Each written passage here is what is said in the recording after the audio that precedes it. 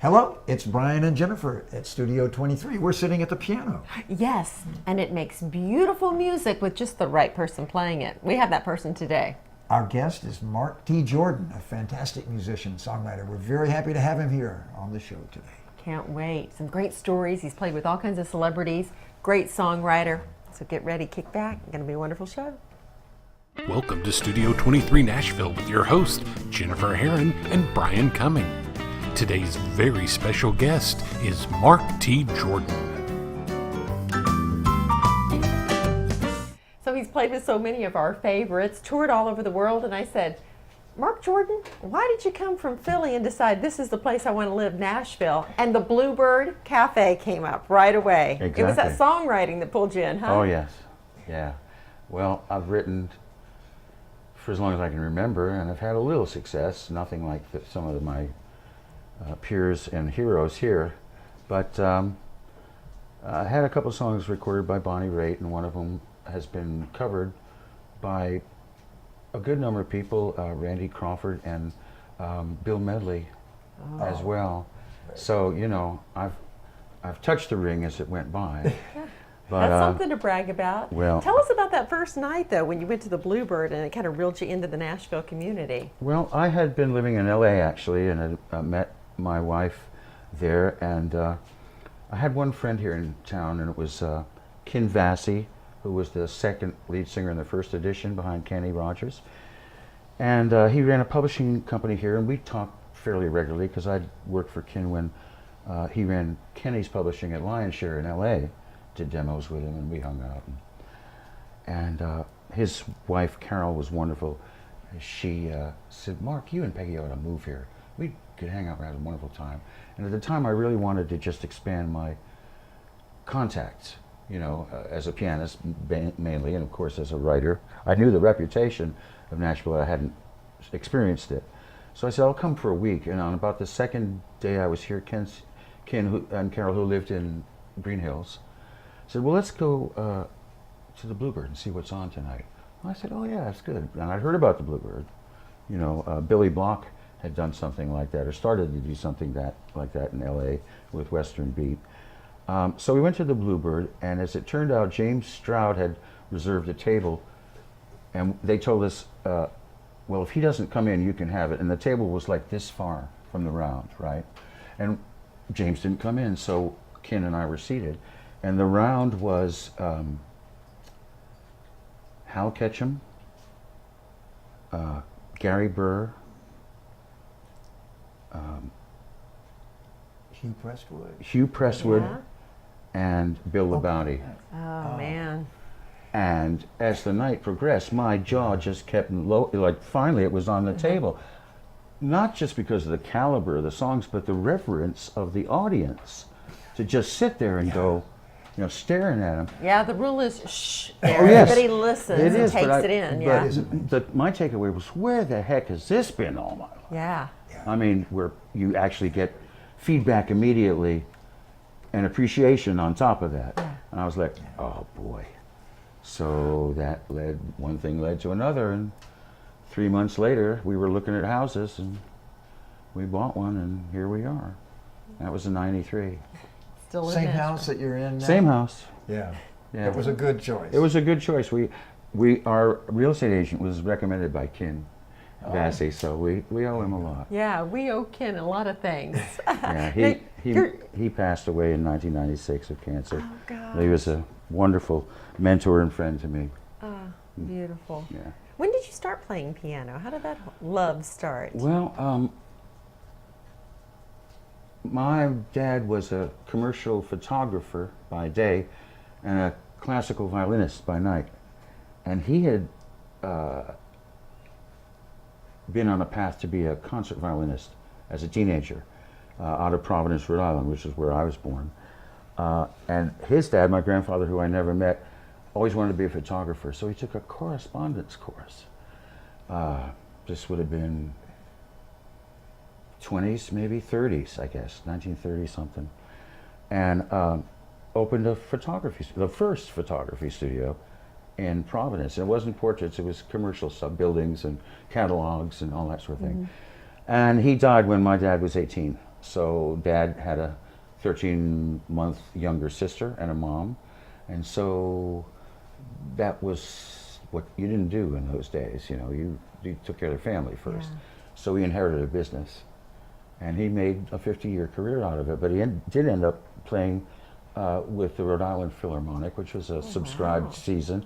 They didn't tour like maybe the Boston or Philly or LA, but they had a 6 or 8 concert season every year. And of course I went to a lot of those, so I was exposed from an early age. And actually my dad started me on fiddle when I was 3, on a little quarter size. Oh my gosh, the hardest instrument to learn, I Oh, think, yeah. in my mind. Yeah, especially if you're a parent, I bet. But when I was 5, he said, well, the piano is so germane to everything you'll do in music, in terms of getting your theory and your counterpoint and accompaniment of singers and knowing about song and solfeggio and all that stuff. That Mom and Dad decided they wanted to have me take 3 or 4 years of piano to get a grounding in it and then go back to the violin. And I guess I made enough progress that 3 or 4 years came and went, and I was still playing piano, so I ended up taking classical piano till I graduated high school and went to college.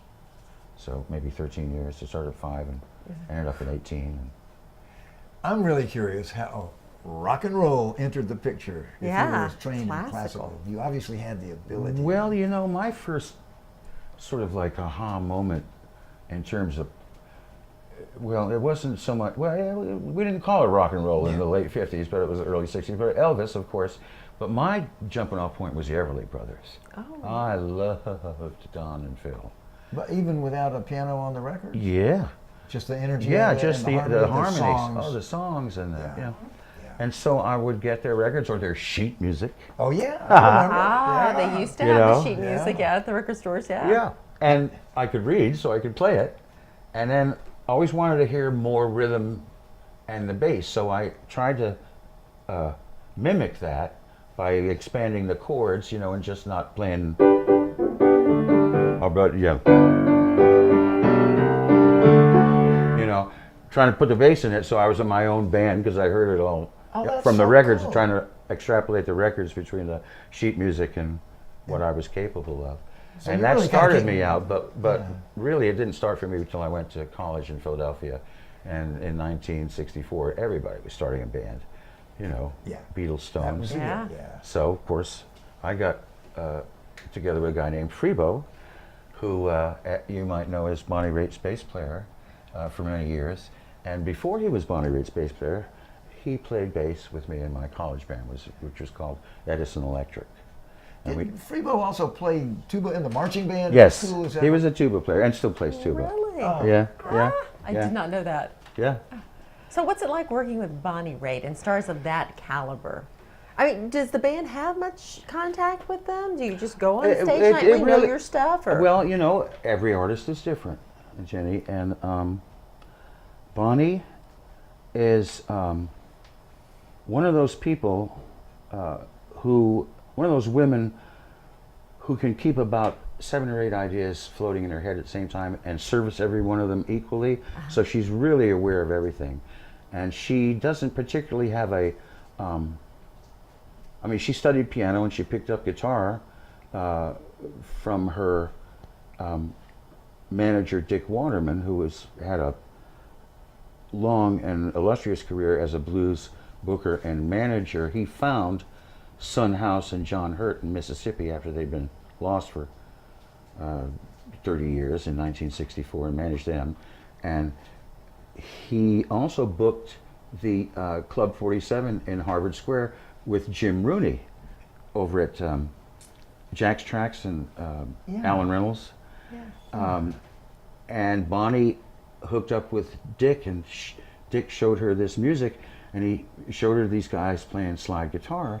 And for a girl from Radcliffe, whose father was John Raitt and grew up with musical theater, it tore the top of her head off, So she was Inspired. very inspired, as you can see. But, she's also tremendously determined, a real hard worker, and loves to play. Got great instincts about songs. She picks all her own songs herself. The ones she doesn't write, but she's always been a champion of other people's writing. In her case, yes, she travels on the same bus with the band, and it's very interactive. Some other artists I've worked for, I'll say maybe Winona, travels on her own bus, keeps to herself, other than the times we're at rehearsal. When it's time to go on stage and on a show, the band goes on, she comes out. Very interesting. She goes off, the band goes away. So, you know, it really depends on the artist. Yeah, definitely. I want to hear some more stories from you. We're going to be right back with some more from Mark Jordan here at the piano.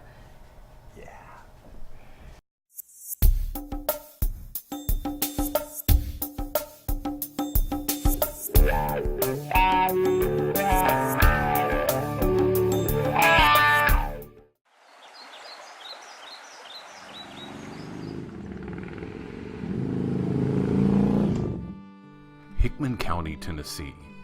It feels a lot like home, or how home should feel. Come by, sit a spell.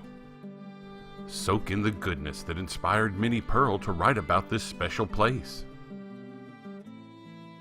Visit Hickman County, Tennessee's hidden treasure. I've stepped away from the piano here at Studio 23 Nashville so they can make some beautiful music together. Brian and Mark T. Jordan now in Studio 23 Nashville. Mark, tell me a little bit about the time you wasted. Well, this is... Do we have time? I think so. I hope we got a little time. Let's make use of it. Brian, yes. This is something that I got from my dear friend, longtime friend and wonderful songwriter John Goodwin, and it was a Bear lyric, and he read it to me, and I went, oh, wow, may I have this? And I thought about it for a long time and came up with a kind of a Peter Gabriel-ish thing on the record. We went sort of that way. Yeah. And I don't know, he captures something that, you know, we always, especially at this time of our lives, we look back at things and say woulda, coulda, shoulda, you know. Yeah.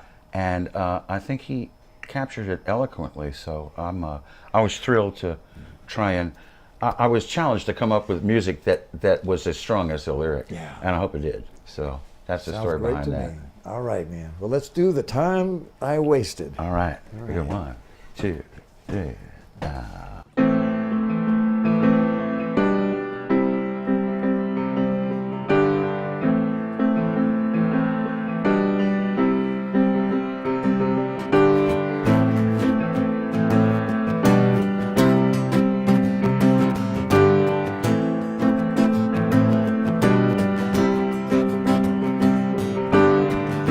I could have played the violin with the symphony.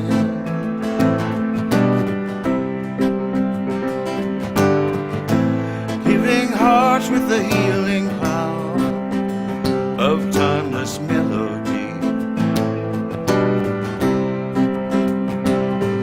We practice without seeing where the road is gonna lead.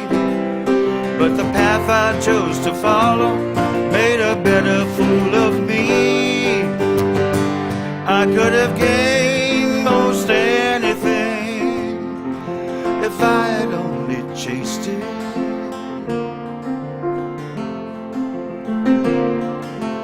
Oh,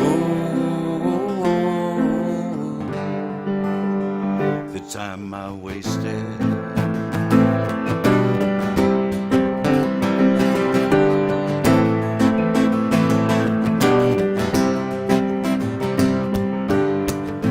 Now I might have been a surgeon, using precious lives,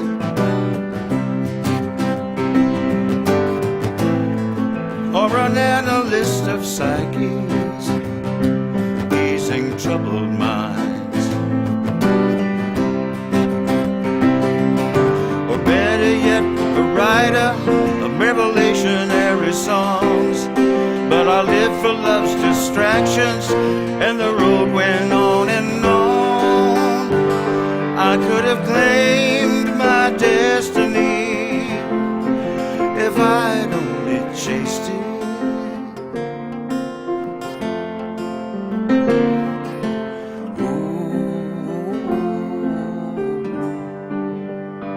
time I wasted.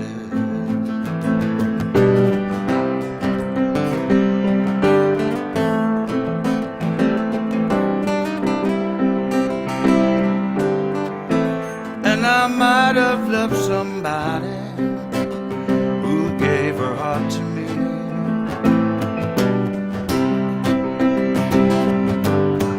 But I let her slip into the crowd, and I called it staying free. I lived among the people where my stories all are told. When I was young they called me crazy, now they say that I'm too old to lie awake and dream about the life I never tasted.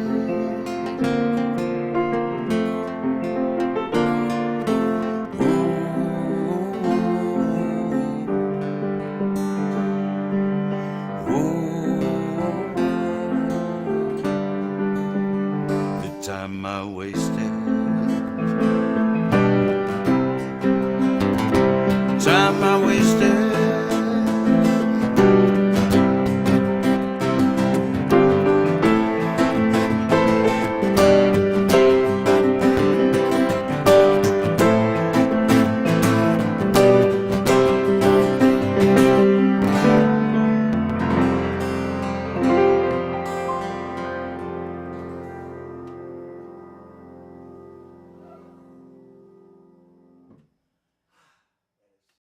I know you've got some stories and some very interesting people in your journeys. Yes. One of them that seems fascinating to me is Van Morrison. Yes, indeed. You can even quote Van in his authentic Irish accent, I think. I might be able to. I love You it. met him in San Francisco? Yes. How did that happen? Well, like every other band, college band, you know, after we made our one and only record for Atlantic, we broke up.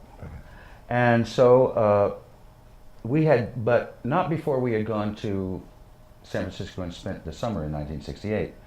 Well, and that, it was, of course, with our perfect timing, it was the summer after the summer of love. Yeah, post-love. Post-love.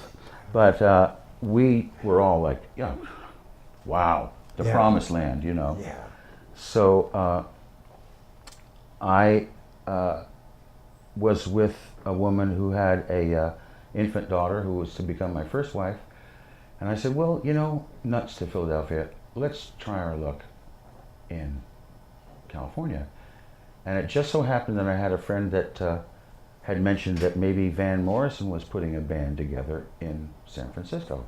And on the strength of that, not knowing Van, not knowing San Francisco, except from a couple of years earlier when I'd been out there, put everything in the car and loaded it down like the grapes of wrath, and we moved across country. And somehow I found his manager's number and identified myself and was given the opportunity to audition with Van at his house in Marin County. And at the appointed time I went up there and it was just him. We went out to the little recording studio he had in the garage. And he played his gut string guitar, and I played a little acrosonic spin-it piano, you know, shorty. And we played for about 16 or 20 songs or something, maybe an hour. And he said, yeah, I like your playing. He says, so what are you doing Friday?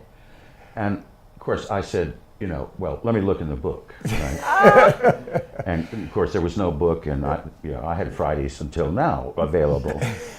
And I said, well, I think it's free. And he said, well, you know where the studio is, don't you? And I went, oh, sure. And it was a record plant in Sausalito, which I never heard of.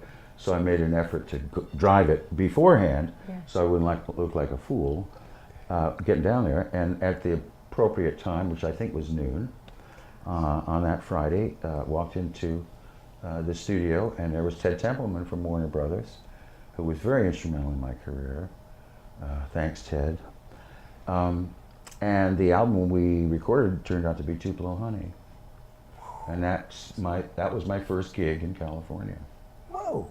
And I played with Van for a couple of years, and then connected with Dave Mason and was with him for 3 years out of San Francisco. But Van called me back in 2005 for about 5 months. I played with him in Europe exclusively. We went all over Europe. And Jenny, you were talking about different artists. Van's another one. The band would be on stage, and here he walks.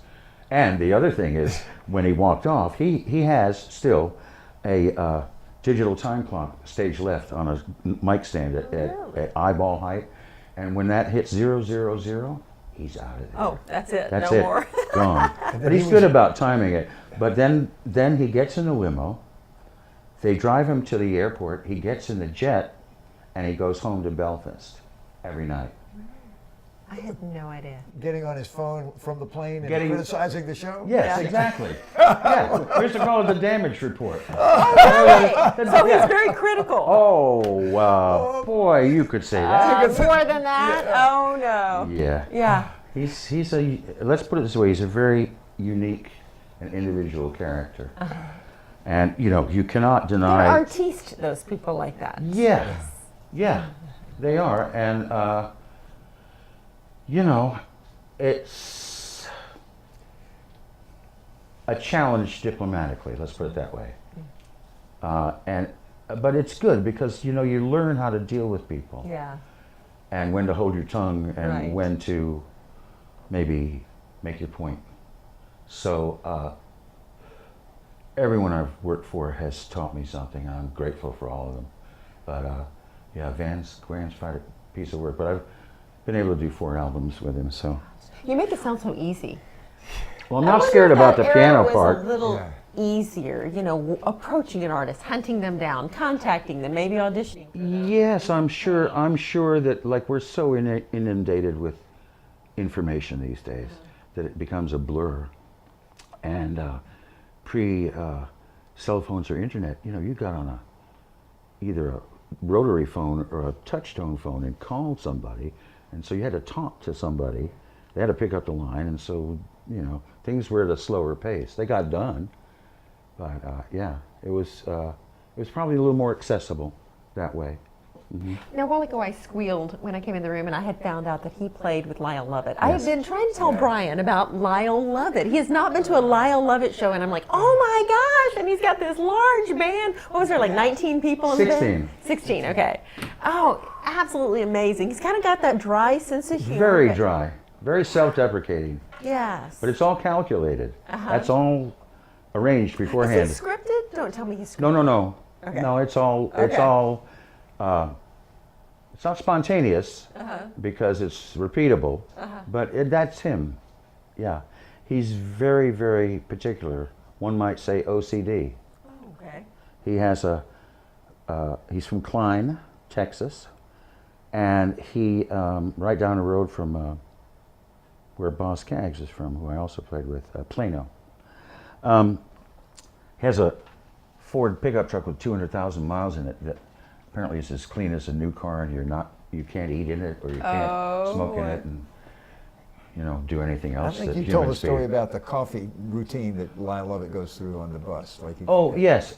Well, now here's another artist who sort of keeps his own counsel, because obviously he has his bus, and all the rest of the 16 of us were on another tour bus, and you notice there's 12 bunks, so 2 people were sleeping in the back stateroom and 2 people sleeping on the couches in the front lounge. So, and there were 2 women on the bus too. So my gosh. that was a exercise in diplomacy for a few months. But Lyle is so meticulous. He gets his coffee special sent up from Klein, and he washes his carafe out with vinegar every day. Okay, and so one day we had to take Lyle's bus to the gig because the band bus was being repaired, and I felt like a cup of coffee, and everybody said, "Oh, you be careful of Lyle's coffee because it's like, you know, mud." You know, I said, "Okay, fine." So, dutifully, with knowing that in mind, I poured a half cup and cut it with half water, and it was a delicious cup of coffee. And this was before sound check, right?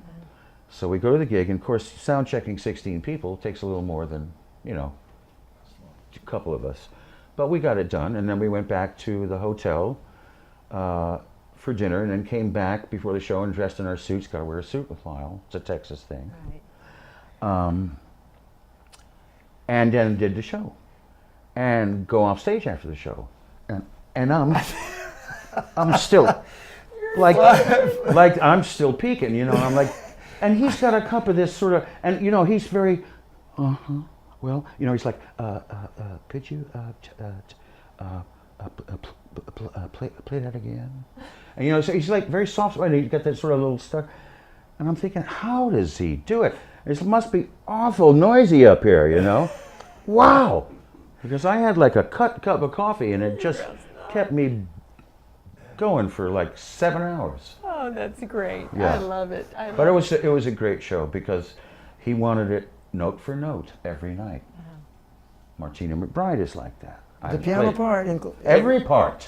Oh, I mean, I know horns have to do them. Yeah, no, but I mean everybody's part. Except if you're doing a solo. There's no such thing as having a bad night or hitting a bad note. You better These hope guys, not. Yeah. You better hope not. Boy. Because you'll hear about it. Ooh, yeah. Yeah. Next, looking for my next job. We're going to check back in with Mark in just a few and talk about some more of these celebrity encounters and some of his great songwriting as well. Yeah.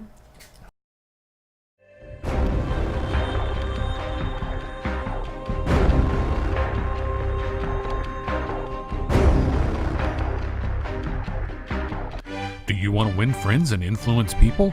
Don't buy a book. Advertise on Studio 23 Nashville. It's easy. Just contact us at studio23nashville@gmail.com. I want to know a little bit about what made you write about now. Well, this is from my long-awaited, by me anyway, solo CD project. I hope it'll be out by the fall. And this started out as a lyric from one of my band members, wonderful guy. He's out of Flagstaff, Arizona. His name is Rich Neville.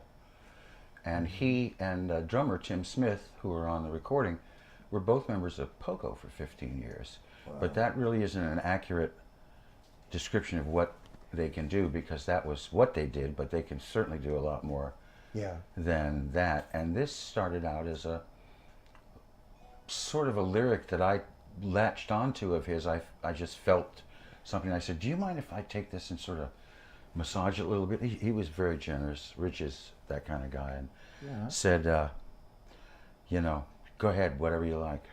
And so this is what I came up with, and he loved it, and we recorded it, and it was so much fun. That's very cool. Well, I'm really glad to hear it and to play it, and here we go with Right About Now.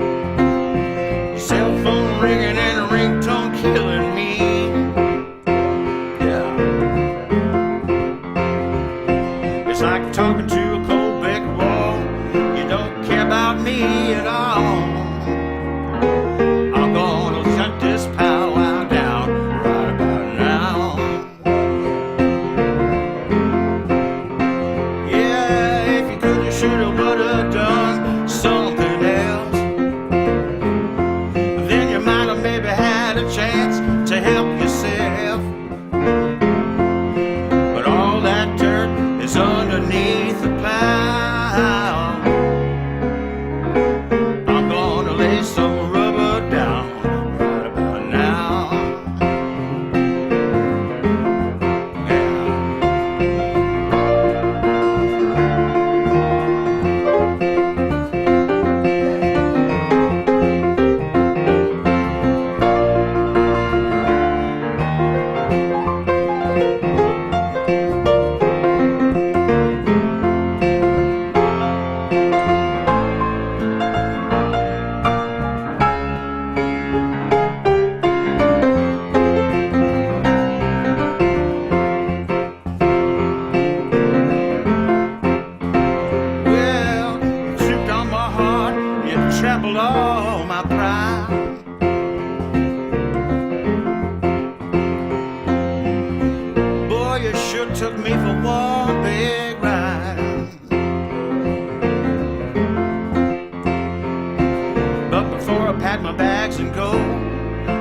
few things you ought to know. The guy you've been seeing is parked outside waiting for me to leave. The cat used your new shoes for a litter box. And we're out of coffee. I'm gonna lay some rubber down right about now. I don't care who, when, or how, right about now.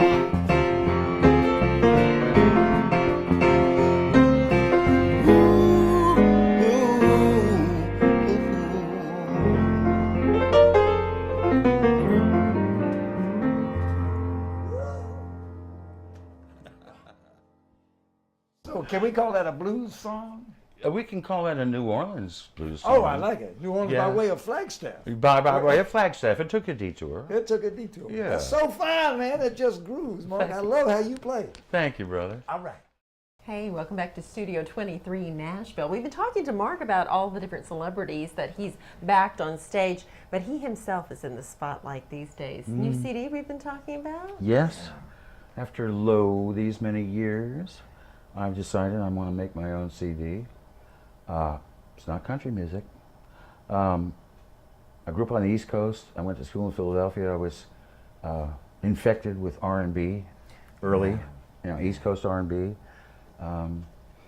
The Spinners, the Intruders, the Soul Survivors in Philadelphia. Oh, that's right. Yeah. Yeah. Expressway. Worked a little bit with Tom Bell at Cameo Parkway Records in my salad days. And so I've always gravitated towards that side of it.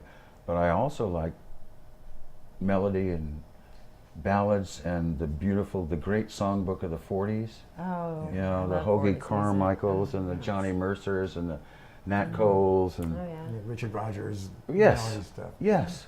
So it's a strange place to come from because I've got the classical background, but I guess I've melded or overlaid a real feeling for R&B in New Orleans, second line, you know. Oh, yeah. You know, that Oh, stuff. yeah. You So should get into groovy. it, right? I love all that stuff. So I've tried to, and I don't have any pretensions that I'm going to be the next Beyonce, or even Bruno Mars for that matter. So it's basically an eclectic bunch of songs. How I love old are the songwriters. songs? How old is the oldest one on there? The oldest one is, I want to say 15 years old. Any that have been cut by other people before? No, I It's didn't. all fresh. No. Yeah, your Yeah. tunes. But most of them have been cut. Most of them been written in the last 3 or 4 years. Yeah. I wanted to get it out while it was still fresh, and I'm Yeah. hoping to get some more to do another one. Yeah. But yeah, it's been fun, and I love the collaborative process in the studio. I've done a lot of studio work, and I just love that idea of creating something out of nothing. Right. And boy, have we got some talent in this town. And I've been honored and tickled to play with some of the best. So I love to have that feeling. Did you say Harry Stinson is helping produce it? Harry Stinson from Marty. Yeah, Fabulous Superlatives. Fabulous yeah, Superlatives. Marty Stewart's fan. And David Hungate Oh, yeah. from Toto Oh, yeah. are on one track. And then I have Bonnie's band, George Marinelli and Ricky Fattar on drums and Hutch Hutchinson on bass, Yeah. on 2 or 3 tracks, including a reggae tune. Okay. Ricky Fattar puts a clinic on that tune. It's unbelievable. And Tom Bukovac on guitar and a bunch of things. Rob McNelly on guitar and a bunch of things. Yeah. 2 of the A-team players that I've known from gigging. Tom from Wino, he was in Winona's band. Yeah. Do you have any And- guest vocalists or? Yes, Bonnie Bramlett's singing a duet with me. Oh, wow. Oh my gosh! on this kind Is of that rave up. sort of like riding a volcano? She was sweet as she could be. Yeah. And just as soon as I heard her on mic, I was like, This is the oh my God. Then you had to up your game, I bet. Well, too. yes, Yeah. you That know. voice of hers. Yes. Yeah. great man. Yeah, she was just as sweet. She's a great gal. And you invited Edgar Winter. I have invited Edgar Winter and to play on a song that That we're we're doing playing. here on today's show. yes, and Rick Vito is playing some slide for me. Yeah. Yeah. Rick played with Bonnie. Yes, and he was in Fleetwood Mac. Fleetwood Mac for a couple of years, and now plays with Mick Fleetwood's blues band out of Hawaii. Oh, interesting. Yeah, nice work if you can get it. Nice work if you He get also it. played with Billy and the Beaters a little while. Did he? Yes. Yeah, that's where Yeah. I got And I've to known Rick since my early LA days. Oh, he's from Philly. Yes, he's another right, yeah. Philadelphian. Indeed. Great. See there, it all comes around. Yeah. It all comes around and goes around. Straighten up and find right.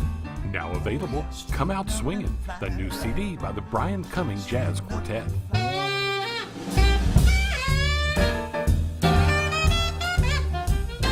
Come Out Swingin' is available at Studio23Nashville.com and all major digital retailers. Sing, come out swinging. Come Out Swingin' by the Brian Cumming Jazz Quartet. Get yours today. Be the envy of the neighborhood. Make your friends jealous. Be the first on your block to get official swag from Studio 23 Nashville, Pinkerton Productions, and Brian Cumming. Just visit our store at the bottom of the page and order yours today.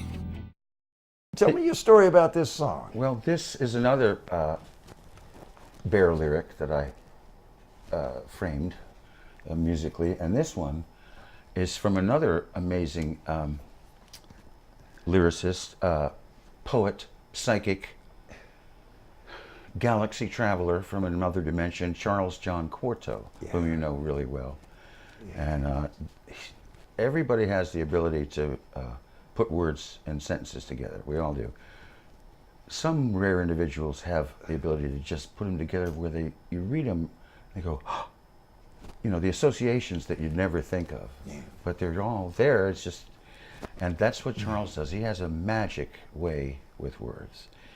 And he's prolific in his lyrical writing. He's, you know, he wrote Geronimo's Cadillac. He wrote Mama Knows the Highway for Hal Ketchum. And he's very prolific as a co-writer with musicians. yes, I mean, exactly. He's put out 2 books of poetry and stuff like that. So he's always writing. He's compelled, you know. Yeah. And this was one of the ones he presented to me, and it's just, there's certain feeling about this that just took me to a different place. And I wanted to make it something that reflected maybe, you know, the great songs of the 40s or something that had a lot of changes and were sophisticated, the Hoagie Carmichaels and You're talking my language. but Johnny Mercer. that could Yeah. that could stand up to something like that. So again, I was challenged to try and find a setting that would fit, and I hope it did. I like it a lot. Actually, I'm afraid I have to say that, but I apologize for Well, I saying want to that, but- thank you for offering the opportunity to play saxophone along with you. Well, man, I've heard you play the saxophone many times, and we've shared the stage together many Yes, times. indeed. So I know you're up for it, and it's in a horn key. So I love it. See? I love it. Let's go Just have for- some fun. just for you. Here we go.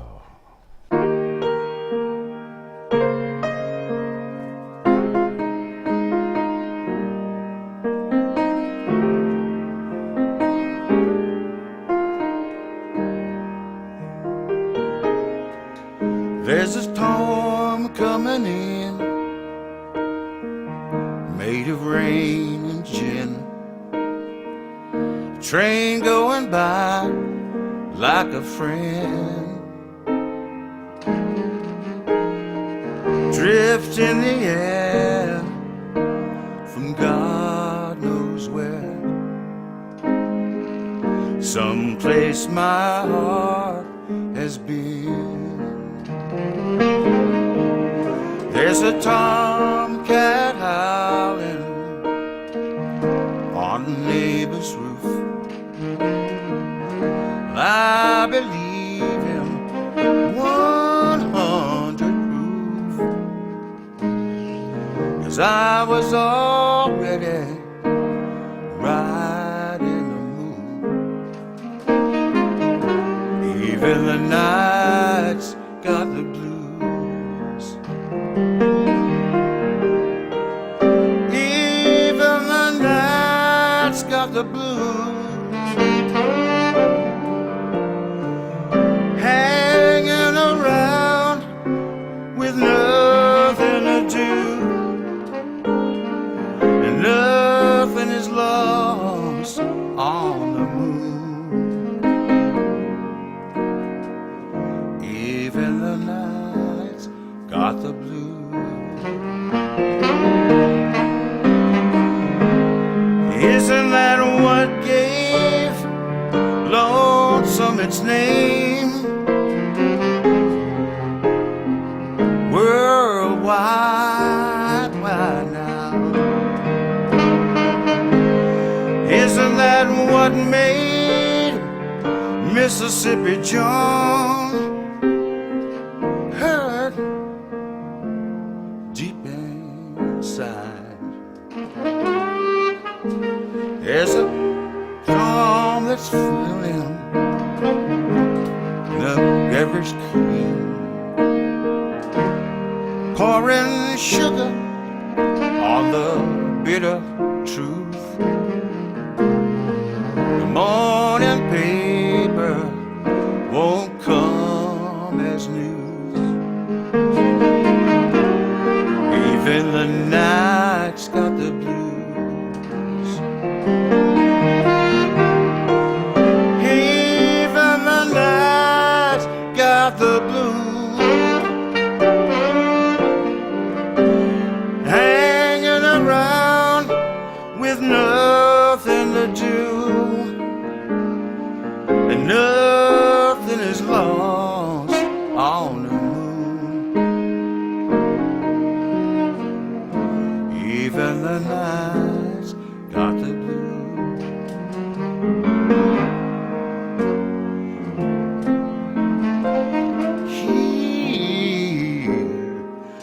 Even the nights has got the blues.